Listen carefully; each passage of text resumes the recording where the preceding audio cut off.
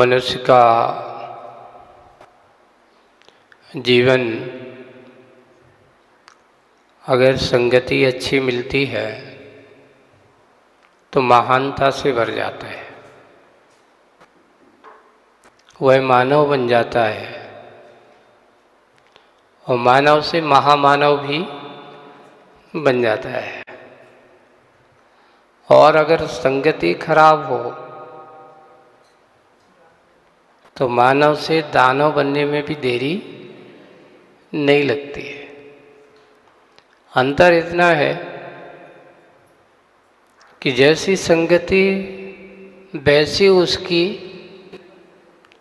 मति हो जाती है। जैसे कि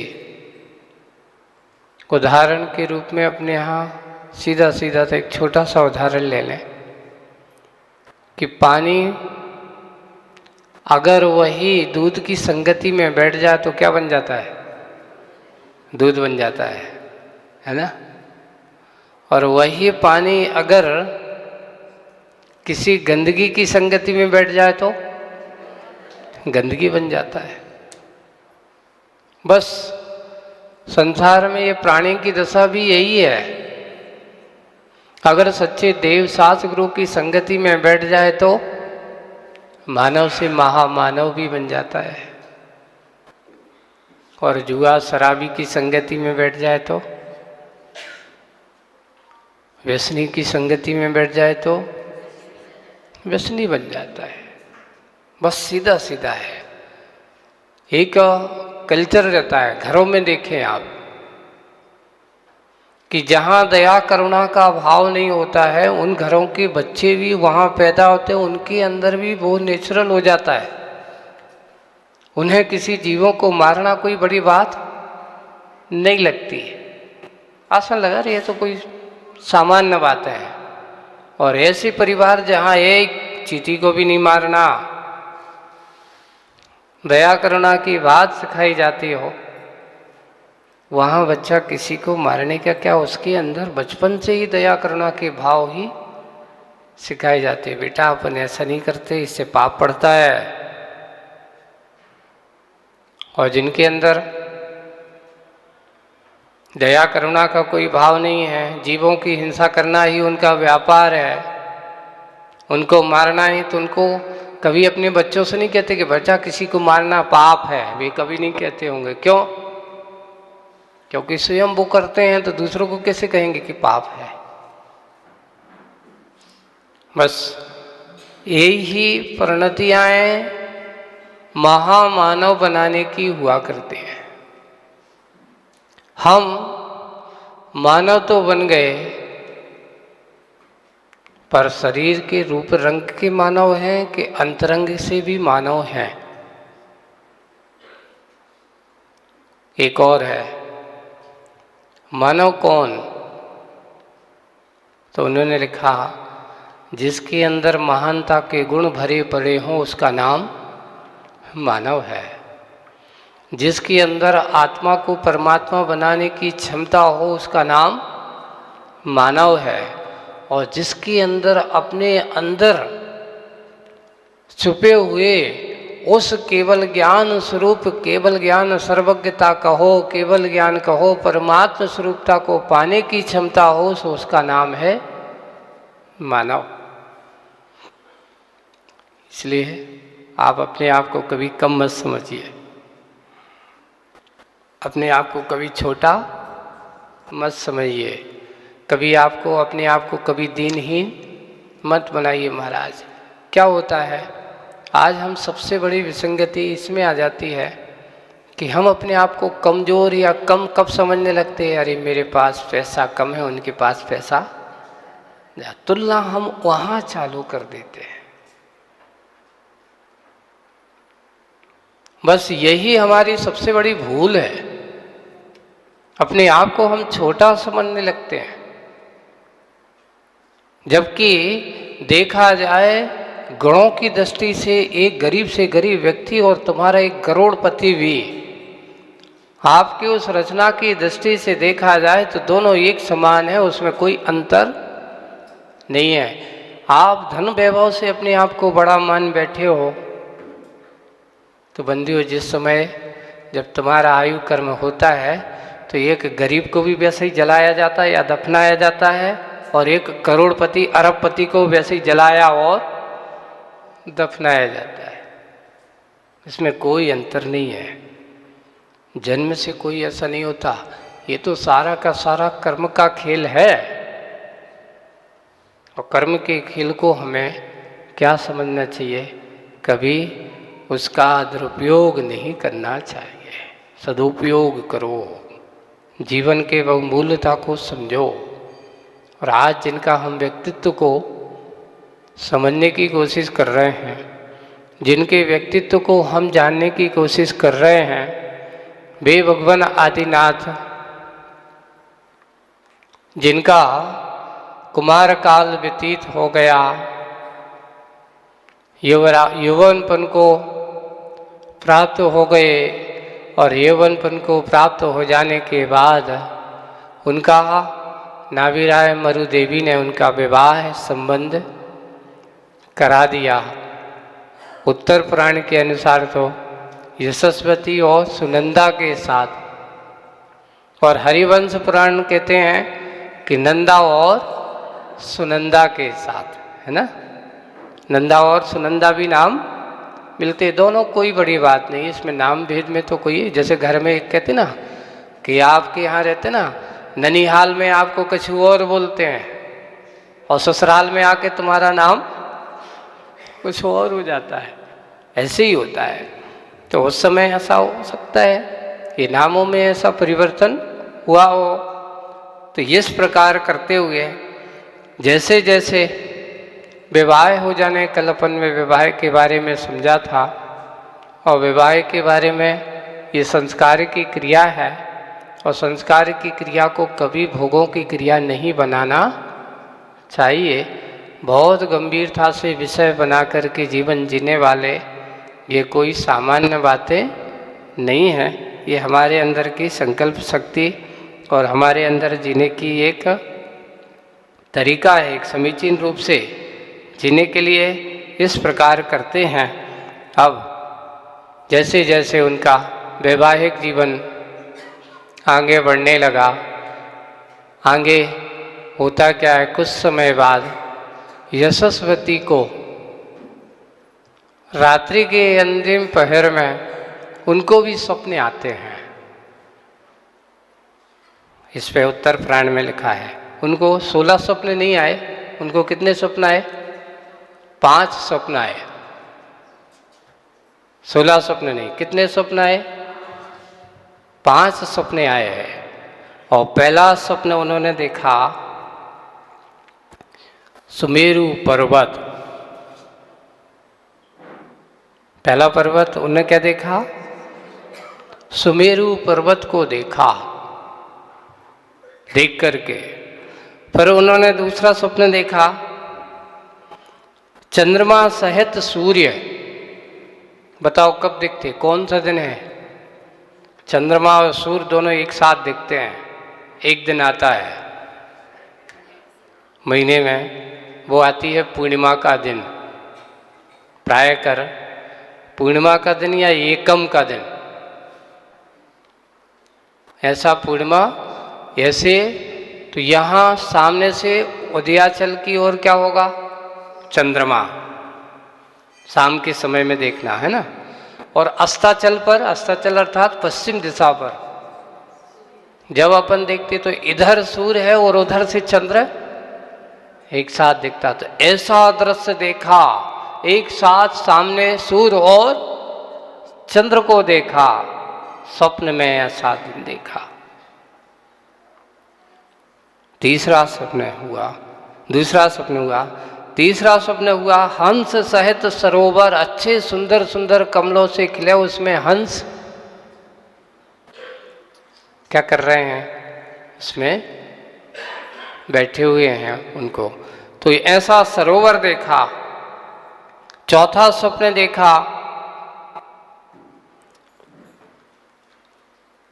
चंचल लहरों वाला समुद्र, बहुत उछलता हुआ समुद्र को देखा। और अंत में उन्होंने देखा कि ग्रसी हुई पृथ्वी को देखा।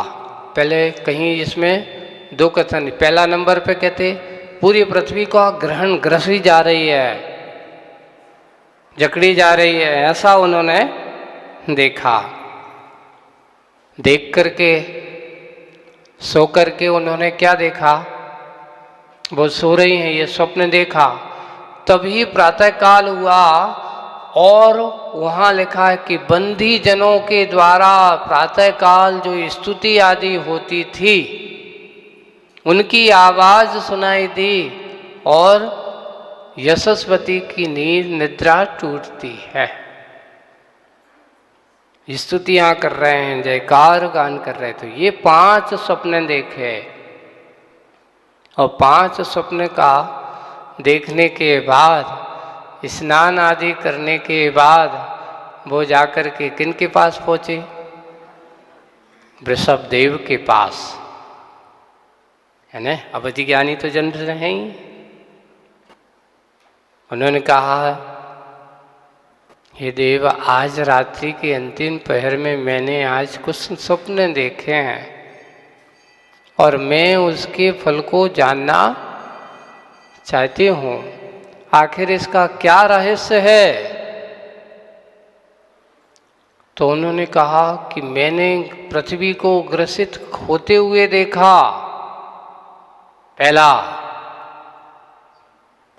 पूरी पृथ्वी को क्या हो रहा है, ग्रसित किया जा रहा है। तो उन्हें कहा, लगता है तुम्हारा पुत्र पूरी पृथ्वी का स्वामी बनने वाला है, जो होने वाला है। इतना तो पक्का है कि तुम्हारे यहाँ कोई पुत्र की आगमन होने की संकेत दिखाई दे रहे हैं, और ये जो आ रहा है प्रथम सारी पृथ्वी को ग्रहण करने वाला होगा, क्योंकि ग्रसित की जा रही है। सुमेरु पर्वत पर है, देखा तो लगता है ये स्वामी तो होगा, लेकिन इसके पास चक्रवर्ती जैसा वैभव भी होगा, सामान्य होने वाला नहीं है। ये चक्रवर्ती जैसा वैभवशाली पुत्र होगा। तीसरा सपना आया, और तीसरा सपना था चंद्र सहित सूर्य को देखा। तो उसका फल उन्होंने बताया कि लगता है इसकी शरीर कांति ऐसी होगी जिसके सामने सूर्य और चंद्र भी कैसे होंगे, फीके पड़ जाए। इसका तेज प्रताप, इसका नाम ऐसा होगा कि इसके द्वारा कोई ऐसा धरती पर कोई अगर उसने कह दिया, एक दिख अपन क्या करते हैं, शरीर की चमक की कांति नहीं मानी जाती, अपने यहाँ यशस कीर्ति नाम कर्म का उदय होता है ना। और यशस कीर्ति नाम कर्म का उदय क्या है, जिसका नाम सुनने मात्र से आनंद का अनुभव हो जाए, जिनका नाम मात्र लेने से सारे काम हो जाएं। ऐसे रहते हैं कुछ लोग, जैसे जिनका अंदर होता है यशस कीर्ति नाम कर्म का उदय होता है, हाँ? और अपने यहाँ सुभग नाम कर्म का उदय होता है, जिन्हें देख करके सबके मन में क्या हो, हर्ष का भाव हो। ऐसा सुभग नाम कर्म भी होता है।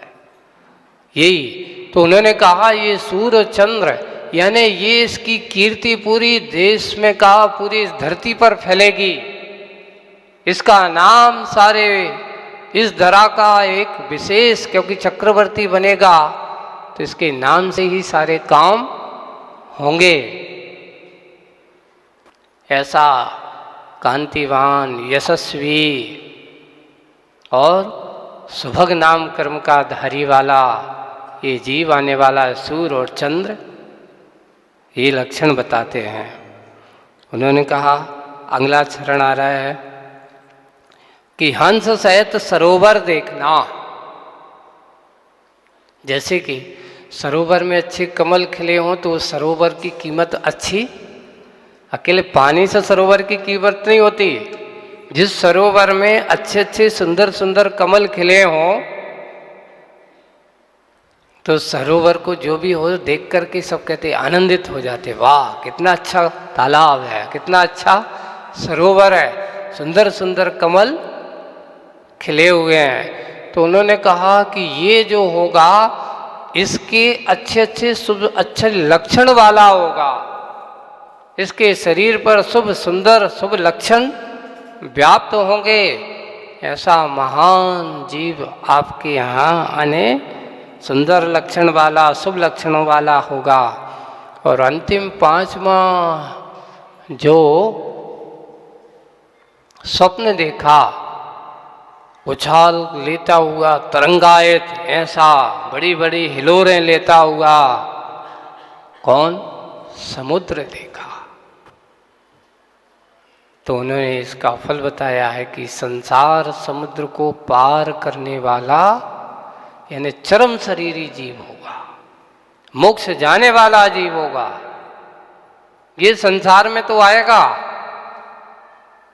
संसार में रहेगा और संसार के भोगों को उनमें भोग करके भी यह संसार के इस महामोह जाल से अपने आप को ऊपर उठा करके और मोक्ष अपने आत्म कल्याण का कार्य भी करेगा। ऐसा कैसा होगा? वो चरम शरीरी। ये 5 स्वप्न के फल किसको बताए? यशस्पति को। ऐसा सुनकर के मन गदगद है कि लगता है आने वाला पुत्र है। और जैसे जैसे पुत्र गर्भ में बढ़ने लगता है, अब माता के अंदर देखिए, छोटा मोटा नहीं, चक्रवर्ती जैसा वीर पुत्र आ रहा हो तो माता के अंदर भी वो भाव आने लगते हैं। ये बात सत्य है कि आने वाले जीव के कारण से उसके अंदर परिणाम भी वैसे होते हैं। अब वीर पुत्र उनके गर्भ में है तो अब माता अपना मुख देखती है तो उसके अंदर भी वीरता के भाव है। तो उसमें उत्तर पुराण में लिखा है कि वो चरम शरीरी पुत्र है। अब वो मुख दर्पण में नहीं, किसमें देखती है? अच्छे वीर शास्त्र भी पढ़ रही है क्षत्रियों के, है कि सामान्य नहीं है, मेरे ऊपर है, मैं अपने बच्चे को कैसा बनाऊं।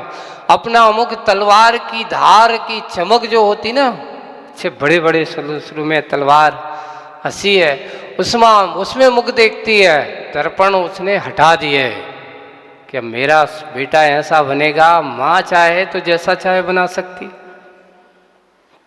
अगर माता शुरू से जागृत हो तो पुत्रों के अंदर भी जागृति रहती है। गर्भकाल बहुत बड़ा सेंसिटिव जीवन माना जाता है, संवेदनशील समय माना जाता है। अगर हम इस समय थोड़े से भी ना समझदारी से काम करें तो उसका प्रभाव आने वाली संतान पर देखा जरूर जाता है।